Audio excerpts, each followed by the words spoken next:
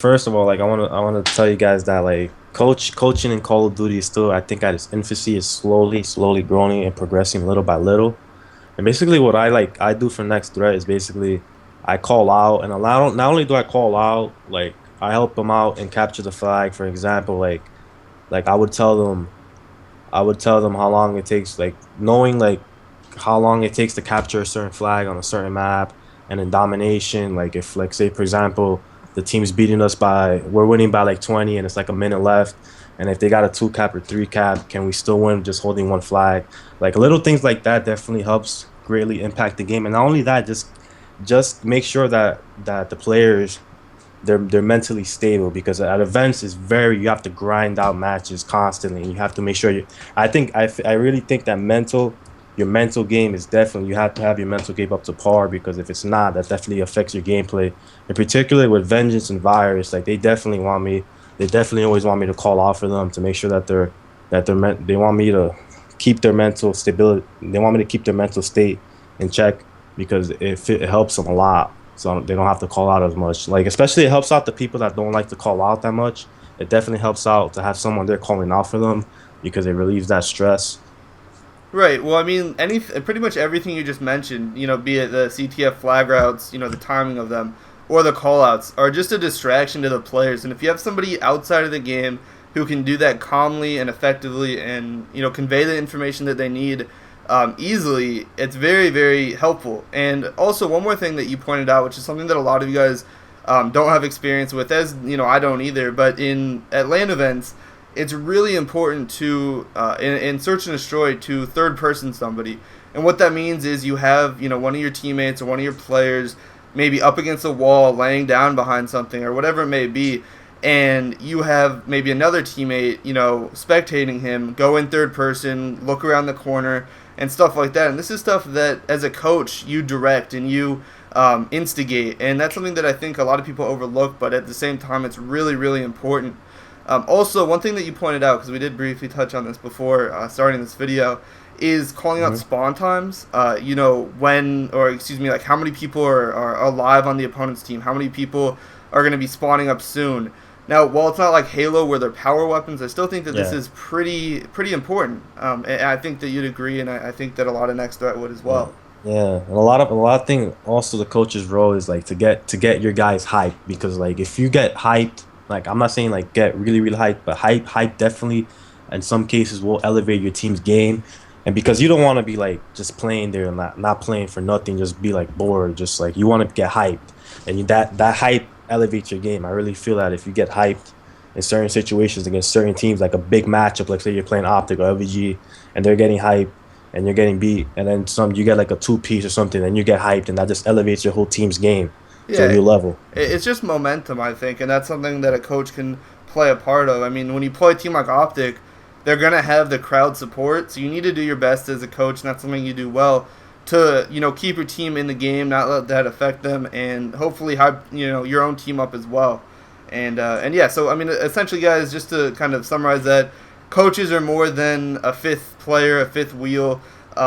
They are a crucial role, and they can play a role in winning or losing. And I think that's something important that a lot of you guys should be aware of. Now, the next thing that I want to talk about here with you is something that happened actually following Anaheim, which is your roster change. And why don't you kind of break that down? Well, basically, we had like a meeting after Anaheim, and we all came to the conclusion that it was time to let Sinster go. He's a very good friend of mine, but we just felt like he's a very good player. He was very consistent to us and very loyal to us. It's just that his S&D, he had a bad event. He even admitted him to himself, which I'm very proud of him for doing that, because not that many people can say that they had a bad event. He had a bad event, especially most particularly in S&D, which is his weakest game mode. He did not do good at S&D at all. And basically, we decided that when Saints from Influence, they placed fifth, we 3-0'd his team. He was very impressed with us. When he decided that he was going to leave, we knew that we had to pick him up, because Saints is a very aggressive slayer, and he's one of the top slayers in the league in my opinion. The kid is a tank. The kid can just flat out just drop 30 bombs when you need him to. He could just literally take over the game, and he's very underrated. And not that many people appreciate his slaying ability, and a lot of people might knock him on his smarts, but when you have someone as smart as Virus, who I think is one of the smartest, alongside Rambo, is one of the smartest players in the game, that just makes for a very, very lethal combination. And not only that, his playing style, which compared to Sin, is quite different. He didn't play as fast paced, and he played kind of slow, and he didn't have like necessarily guns go up to par with Saints. Well, Saints is a very aggressive slayer, and he likes to run and gun all the time, which definitely can benefit your team. Right. I think like the first time I heard of Saints was like during Anaheim, and pre Anaheim as well. But I mean, I always thought of him as a good player. I didn't quite realize that he was that good. But Anaheim showed that, and he is a solid player. And from what I hear, Sin was as well. He just didn't have a great event, and it looks like just like Leverage did, you're trying to make an upgrade here, and hopefully it'll pay off for Raleigh. And you guys have about a month here, so hopefully you guys can get it together.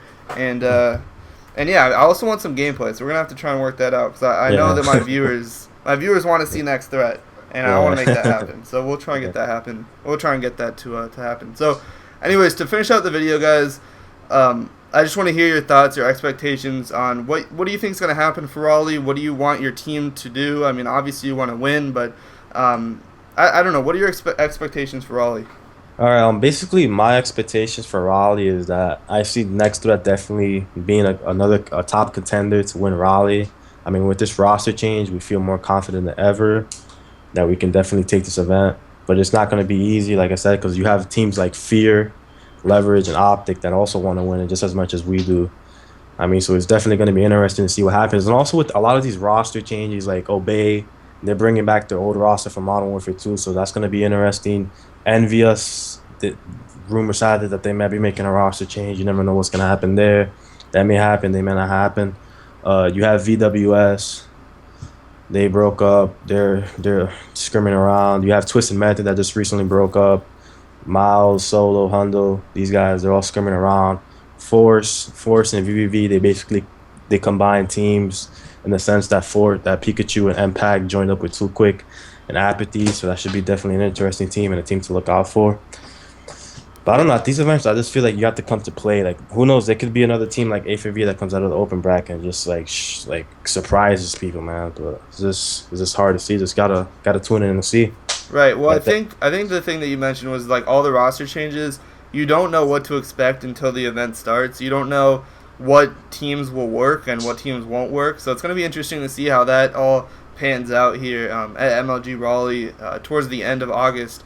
But anyways, I want to thank you for your time. I know it's been about 15 minutes here, so thanks for coming on here Yeah, with absolutely, this no like little problem. mini interview and video. But also, I want to give you a chance. Is there a Twitter? Is there a YouTube? What is there where these guys can get a hold of you? You guys can contact me on Twitter, twitter.com/Quantic Mystic, or you could hit me up, or you could actually, you know what, you should definitely visit www.quanticgaming.com. Give us a review, definitely help us out. Check out the website, tell your friends about the website. Definitely check out Boss Jacoby's channel. Give him a like, give him a sub, and definitely also check out Quantic Media. There's some great content there as well for anybody that likes Battlefield, and definitely some good Call of Duty content there as well. So definitely check that out. Right, so guys, you heard it from him. If you want to get a hold of either of us, check the description box below. We have all our contact information there. Thanks again, and hopefully you guys enjoyed the video. See ya. Yeah, take care, guys.